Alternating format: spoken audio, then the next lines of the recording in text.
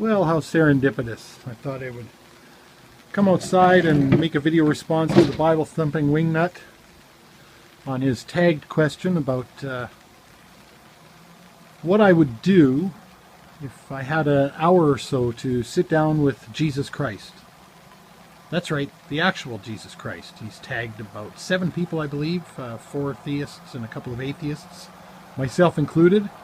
And here's this beautiful rainbow. So let's see if we can sit down and answer Tim's question. Now, it should be said, of course, that this is probably about the 20th rainbow I've had here in about a week and a half. So we get them a lot. It's a beautiful spot that our house is perched on, kind of a hill.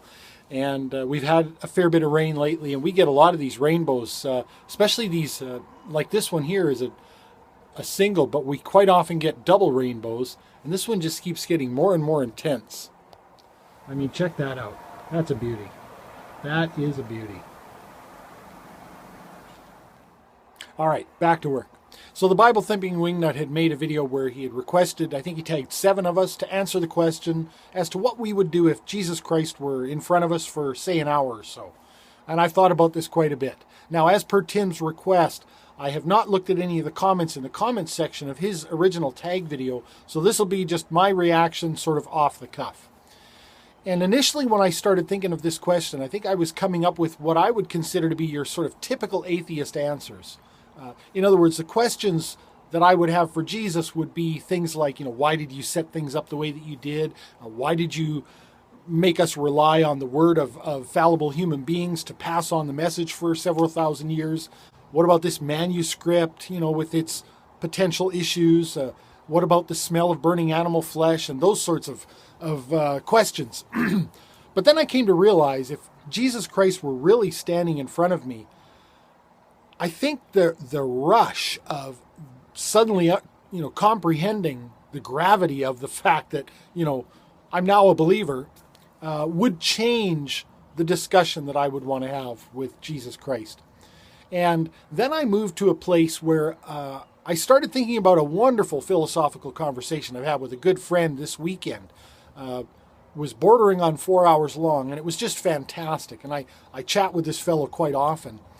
And I thought, wow, what better person to have a wonderful philosophical conversation with than Jesus Christ. And I thought, that's what I'd want to do. I'd want to quiz him about the nature of reality and how all these different things work.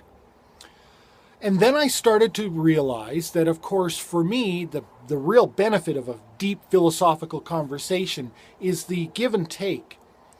It's the kind of yin and yang of a discussion like that, where neither one of the parties involved has all knowledge. We both have interests and experience and knowledge that the other doesn't have. And so when we're having this great deep philosophical conversation, there's a give and take there, and we're sharing experiences with one another, we're sharing knowledge with one another that the other doesn't have. And I thought, okay, that kind of complicates issues with sitting down with Jesus, because there's nothing I have to offer him.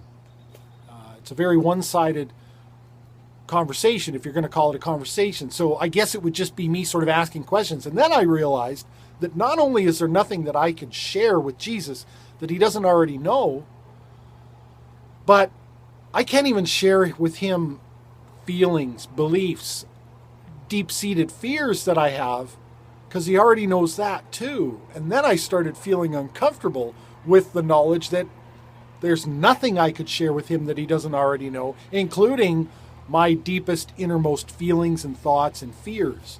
And so for me, this question, actually at the end of this process, made me feel quite uncomfortable.